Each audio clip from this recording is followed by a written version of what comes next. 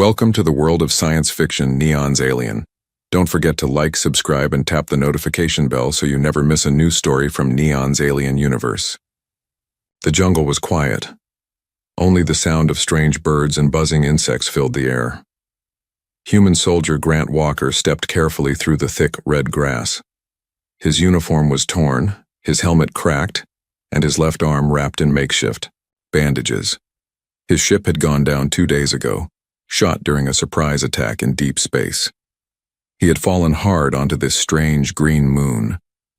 There were no other humans. No signal. No rescue.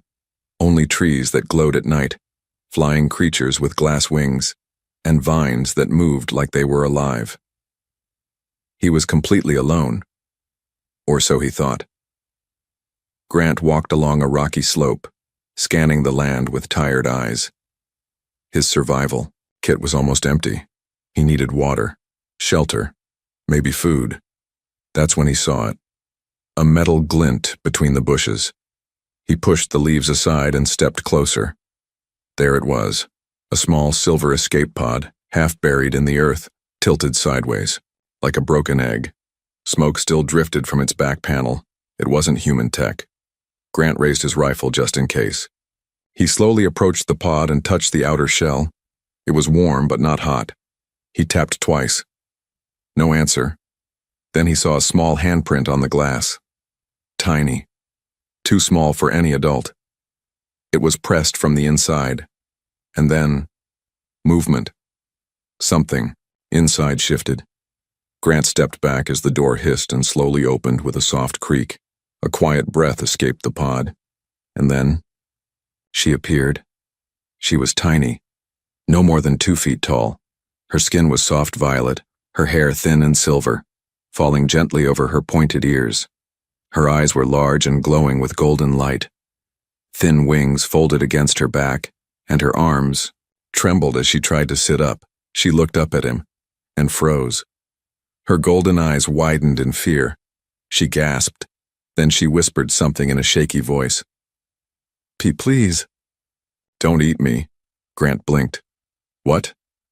The little alien girl pushed herself backward, pressing against the wall of the pod, her arms wrapped around her knees, her wings shaking. She looked like a frightened animal. I'm not going to eat you, Grant said softly, lowering his weapon. She didn't understand. She just kept staring at him like he was a monster. Her voice came again, broken and terrified. Big teeth.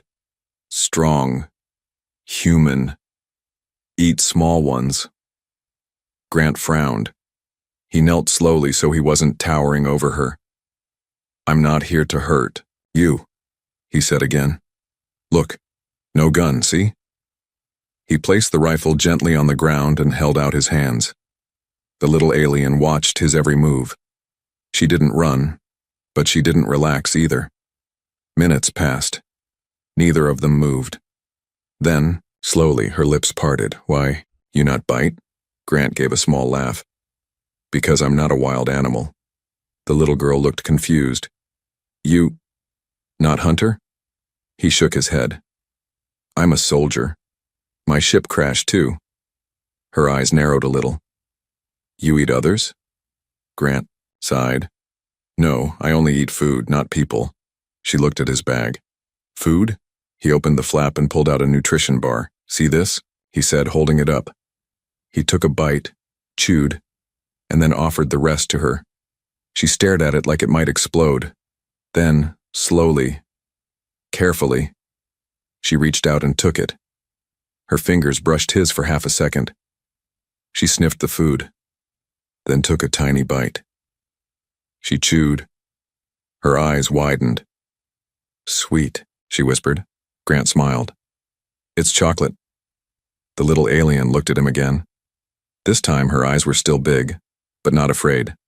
She tilted her head and asked softly, Not eat Ziri? Grant blinked. Ziri? She placed a hand on her chest. Me, Ziri. He nodded. No, Ziri, I'm not going to eat you. I'm Grant. Gran? Close enough. Ziri slowly crawled out of the pod. Her legs were weak, her wings were torn, but she didn't try to run. She looked around, then back at him. Ziri. Follow Gron? He hesitated, then nodded. Yeah, come with me. I'll keep you safe. And so, under the strange alien sky, a tiny girl from a forgotten world followed a tired human soldier into the trees. One step behind him, her wings dragging, her eyes watching every move. She still didn't know if she could trust him, but for the first time in her life, she hoped she could. Ziri didn't walk beside the human. She walked behind him, quiet, low to the ground, one wing slightly dragging in the dirt. She didn't trust him, not fully, not yet. He said his name was Gron. His steps were loud, his voice deep. Everything about him was big, loud, dangerous. But he hadn't hurt her.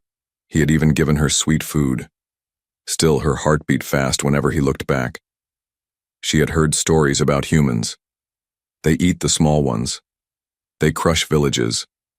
They laugh while they burn wings.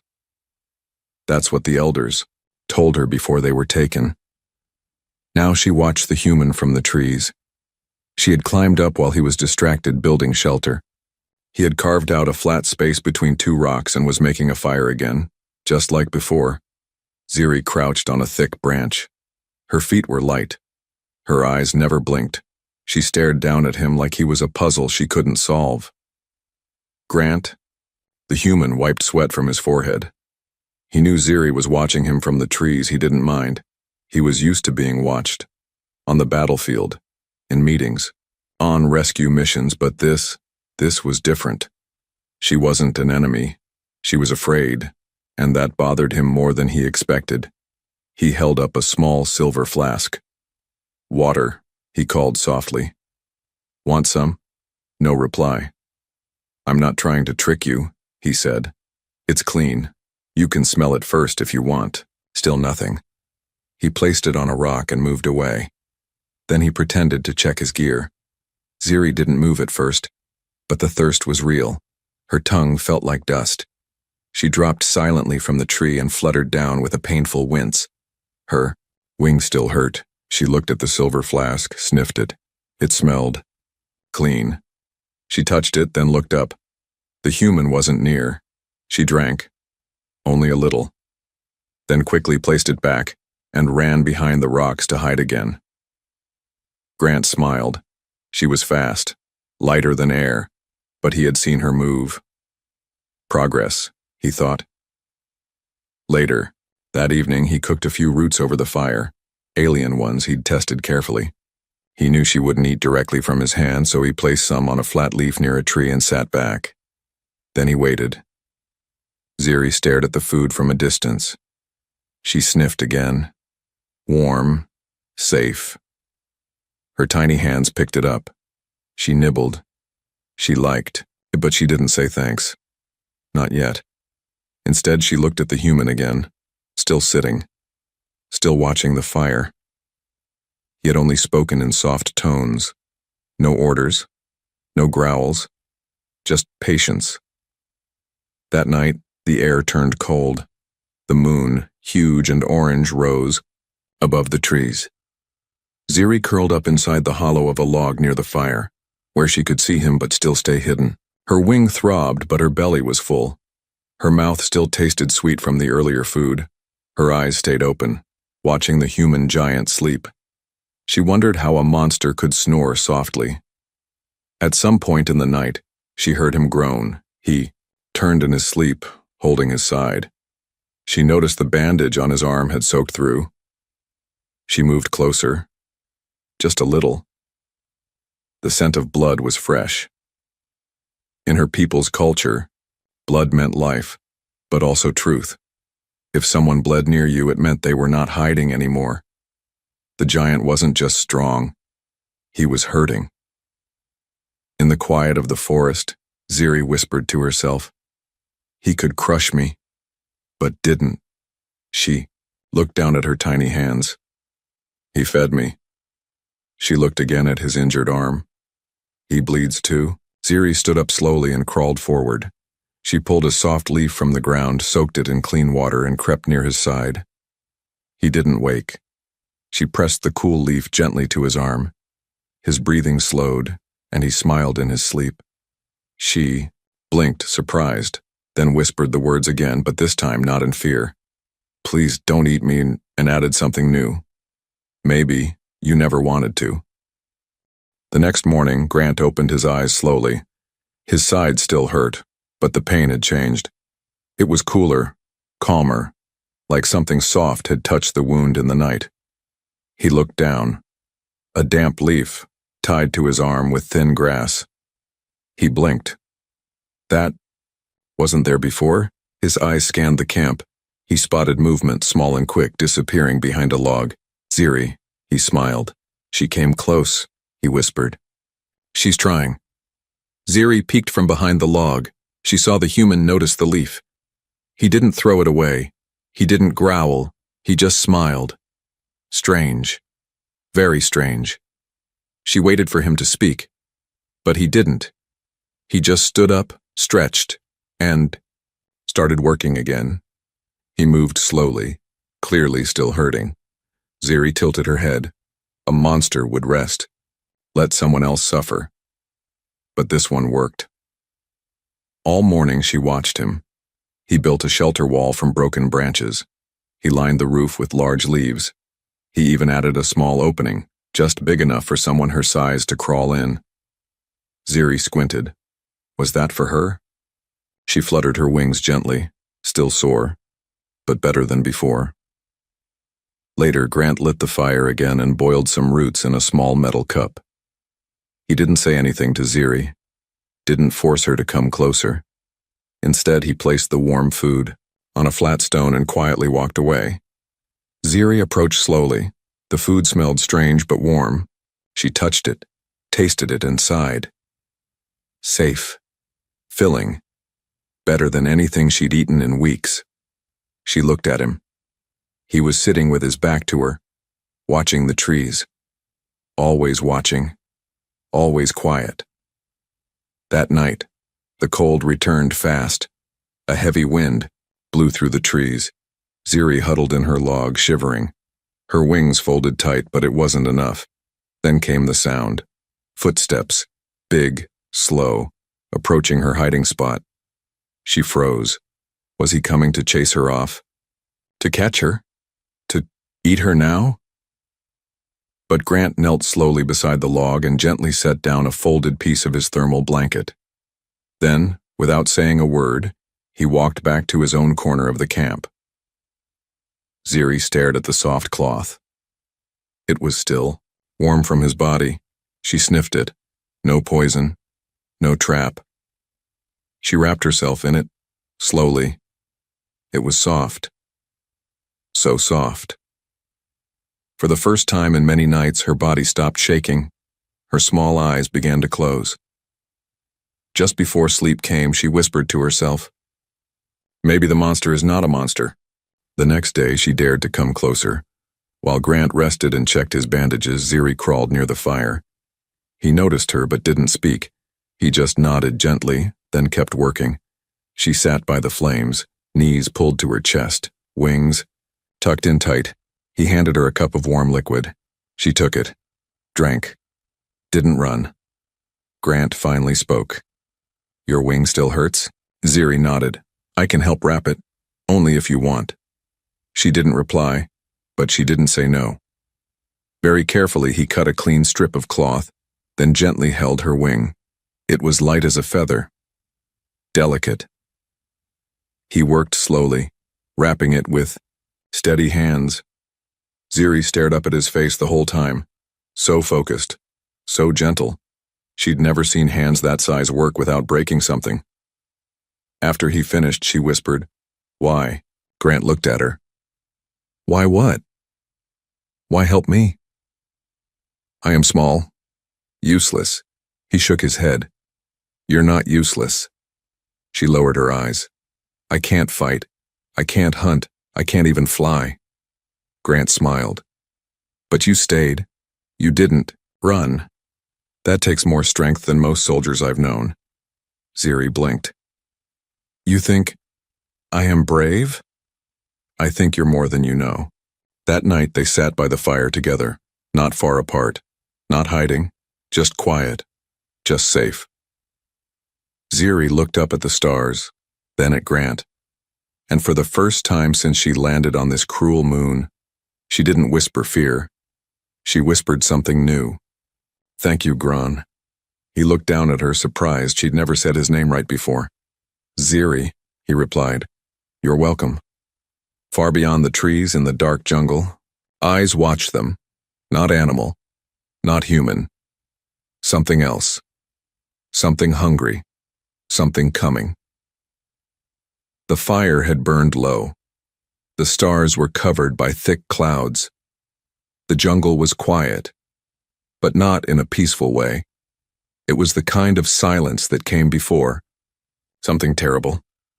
Ziri's eyes snapped open.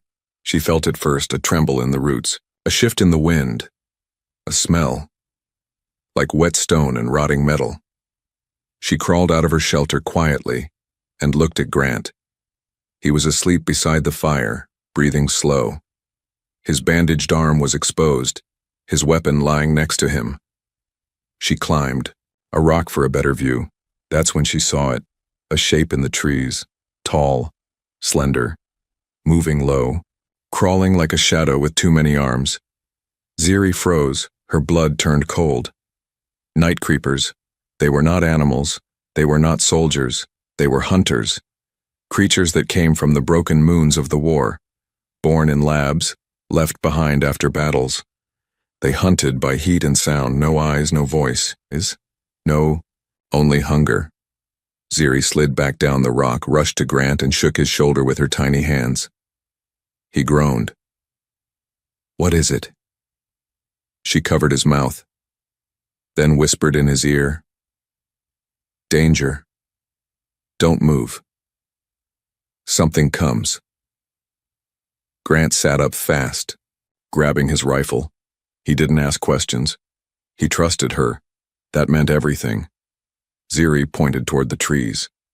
Grant adjusted his scope and saw it, just for a second, moving along the ground like a liquid shadow with long claws. "Not good," he muttered. "How many?" Ziri closed her eyes and listened. She could feel the vibrations. She opened them again, her voice shaking. "3. Can we run?" She shook her head. "They'll hear. They'll follow." Grant looked around. The camp was too open. No caves. No high ground. Then he looked at Ziri. She was shaking, but standing strong. "I'll distract them," he said. "You hide." Her eyes went wide. "No, they'll eat you." He smiled. "Let them try." Before she could argue, he was already moving. Grant ran to the edge of the camp and smashed a metal box against a tree, creating noise. The first night creeper turned instantly and attacked. Grant opened fire. The shot hit one in the chest, but it didn't stop. He ran deeper into the trees, drawing them away. Ziri watched from a hiding place, heart pounding. She could still hear him shouting, firing, running. But soon, the sound stopped. Silence again. Ziri's breath caught. "No." She crawled out trembling. Her body told her to hide, but her heart told her to move, to fight, to save. She followed the path through the jungle, wings low, hands holding a sharp rock. She wasn't strong, she wasn't trained, but Grant had called her brave. That meant something now. Then she saw it. A clearing. One of the night creepers was dead, burning from a blast. Another was on top of Grant, pinning him down. He was, bleeding. His rifle lay broken beside him. The third creature circled, waiting for the final strike. Ziri didn't think. She screamed. A high, sharp sound. So high, it made the creatures freeze. She flew straight into the circling one, her injured wing fluttering, hard, and stabbed the sharp rock into its neck. It shrieked and collapsed. The last one turned toward her. Grant reached up and grabbed his emergency flare. Pshh! He jammed it into the creature's mouth. It exploded. Ash and black slime covered the grass. Ziri dropped beside him. "Gran!" He coughed, blood on his lips. Still alive? Somehow. She held his head gently. Why did you do that? You could have died. He smiled weakly. You ran toward me. Siri blinked. I had to. You saved me first. They looked at each other, both breathing hard, both hurt, both alive. That night, back at the camp, Siri cleaned his wounds again. She sat beside him, small hands working with focus and care. You're not just a giant, she whispered. You're good. Grant looked at her. You're not just tiny, he said. You're everything I needed. Siri smiled for the first time. Really smiled. And in the dark jungle, no more creatures came. Not that night. Because sometimes, even monsters know when not to return. The morning after the attack, the jungle was strangely peaceful. No screams, no creatures. Only soft wind moving through the glowing leaves. The campfire was out. Smoke curled into the air like a gentle thread. Grant sat with his back against a rock, breathing slowly, his wounds bandaged again. Beside him, Siri sat quietly, legs crossed, wings resting on the ground. She hadn't spoken since dawn. Grant didn't ask questions. He could feel something heavy in her silence. Finally, she looked at him. Her golden eyes were soft, no longer afraid. No longer hiding. Can I tell you something? She whispered. Grant nodded. Always. Siri looked up at the sky. There were once millions of us. My kind. We lived in forests that floated in homes made from song and light. She paused. No walls, no guns, just peace. Grant listened carefully, saying nothing. Siri continued. We were small. We didn't fight. We didn't need to. Other species traded with us, came for healing, music, and joy. Her hands folded on her lap. Then, the wars came. Her voice dropped lower. Big ships filled the skies. The empires stopped trading. They started taking. My people were hunted. They called us useless. Or worse. She swallowed hard. Delicacies. Grant's eyes darkened. They ate your people? Siri nodded. Some kept us in cages. Some used us for tests. Our wings were pulled, our songs stolen. We became nothing but pets, toys, or food. Her fingers trembled. My family hid deep in the roots. But soldiers found us. I watched them take my sisters. She looked away. I never saw them again. Grant reached out slowly and placed a hand beside hers, not touching, just close. I'm so sorry, he said. Siri didn't cry, but her voice shook. I thought all big ones were like that, even you. When I saw you by the fire, her voice became soft again. I thought I was next. Grant nodded. I understand. I'd think the same if I were you. Siri looked at him. But you didn't eat me, or lock me, or even shout. He smiled gently. That's not how I was raised, and that's not who I am. Siri stared at him for a moment. Then she slowly crawled forward and rested her tiny hand on his arm. You gave me food. You gave me warmth. You gave me your blanket. She looked into his eyes. You gave me safety. Grant felt a lump in his throat. He hadn't done it for thanks. He hadn't done it for reward. He did it because she mattered. Because in this lonely, dangerous world, she reminded him what it meant to protect something pure. Siri sat beside him. The jungle wind moved around them. Then she whispered something he didn't expect. My people had a ritual, a bond. It was called Sarin. What does that mean? Grant asked. It means, I choose to stand beside you, not because I must, but because I trust. Grant looked at her with surprise. You're saying that to me? She nodded. Yes, I speak it with my own voice, my own will. He looked away for a second, trying to hide the emotion in his face, then turned back to her and placed his fist over his chest. I choose you too, Siri. They sat like that for a long time, side by side. No words, just the bond between them, unspoken, but strong. That evening, Ziri sang softly for the first time. Her voice was high, light, and full of memory. Grant didn't understand the words, but he didn't need to. He felt it in his chest, a story of loss, of hope, of one little soul who survived everything and still chose kindness. And far above in orbit, a beacon light blinked on a ruined satellite. It had detected life. It had sent a signal, and someone had answered. The stars blinked through the clouds that night. Ziri lay beside the campfire, curled in the soft cloth Grant had given her. Her wings twitched slightly in sleep. Grant sat nearby, staring at the old emergency beacon he'd finally managed to fix. The screen glowed faint green. A signal pulsed quietly. Location confirmed. Life forms detected. Rescue ship en route. ETA 6 hours. Grant exhaled slowly. Help is coming, he whispered. But for the first time, his voice didn't sound excited. He glanced at Ziri, who shifted in her sleep. And a heavy thought filled his heart. What will they do when they see her? When the sun rose, Ziri woke to the sound of metal tools clicking and a strange hum in the air. She saw the beacon blinking on a rock. She sat up slowly. What's that light? Grant looked at her, unsure how to say it. It's a signal. For rescue, a ship is coming. Ziri stood quickly, wings fluttering. Her voice rose, full of panic. No ships, no soldiers.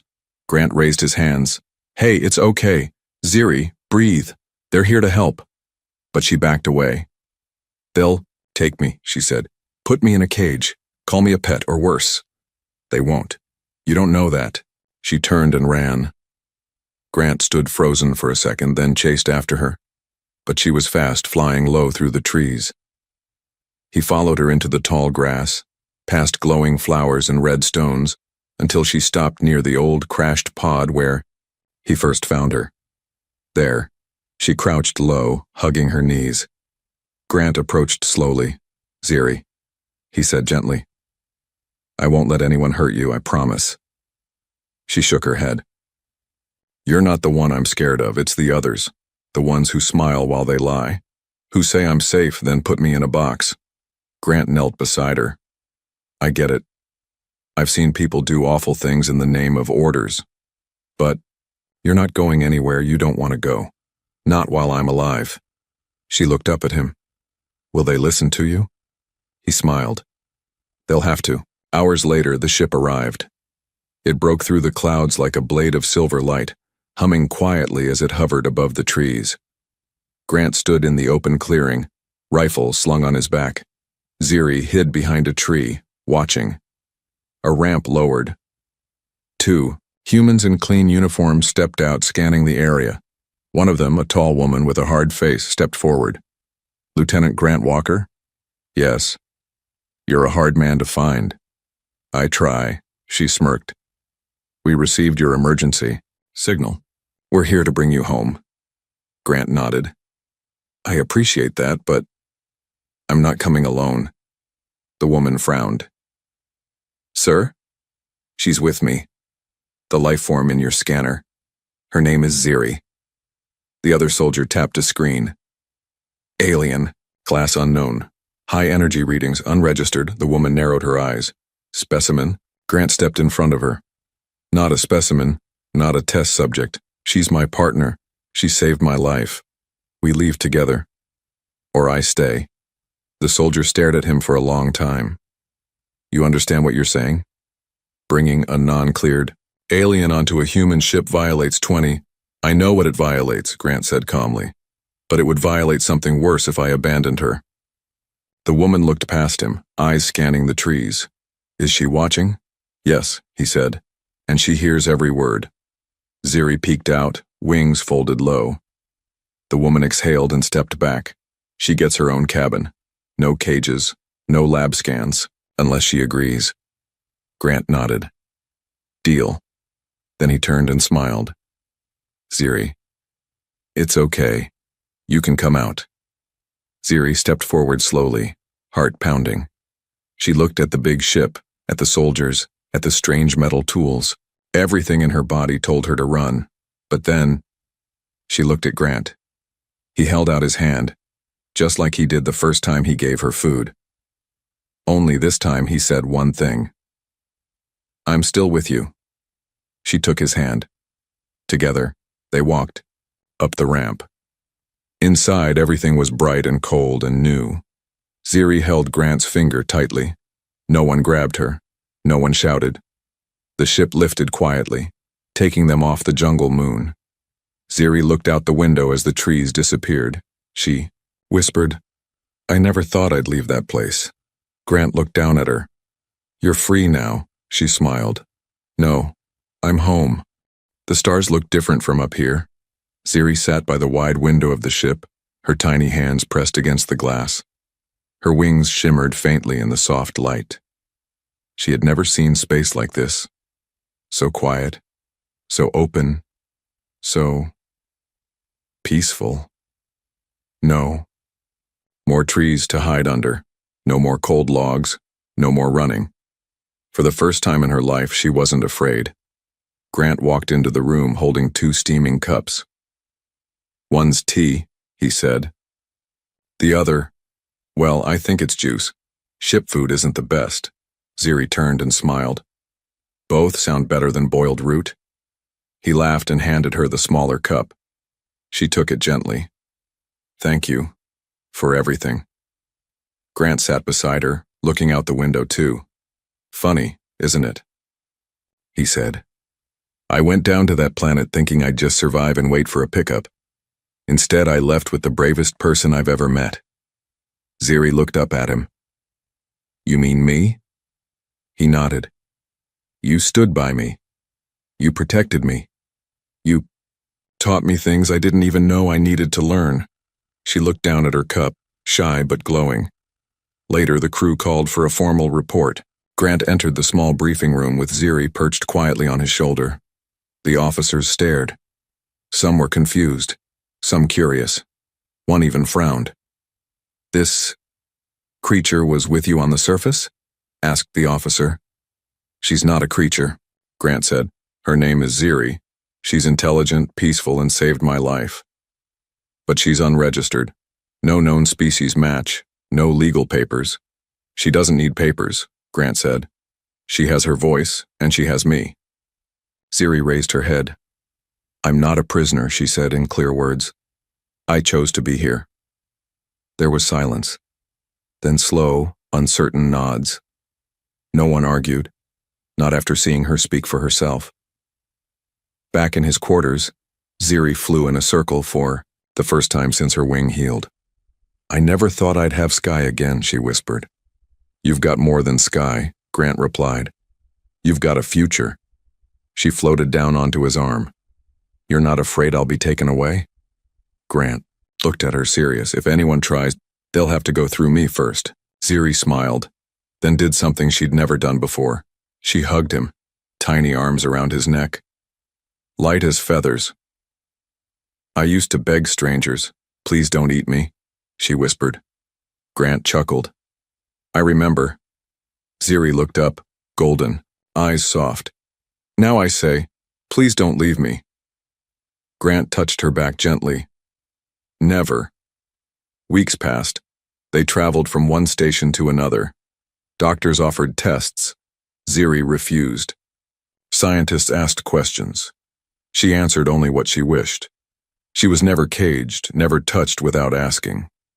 She sat at tables beside Grant, learned human words, tasted human foods, most were too salty, and even flew short circles inside the ship gym. Everyone aboard slowly adjusted. She became more than a guest. She became a name they remembered. One night, she and Grant returned to the observation deck. She looked out at the stars again, same as before. But this time, she didn't press her hands to the glass, she simply breathed. Grant looked at her. "What are you thinking?" Ziri smiled. "I'm thinking about others like me, still hiding, still afraid." Grant nodded. "We'll find them. One day." Ziri fluttered onto his shoulder. "And when we do, I'll tell them something I never thought I'd say." He raised an eyebrow. "What's that?" She placed her hand on his cheek. that once I feared a human would eat me, but instead he became the reason I finally felt safe.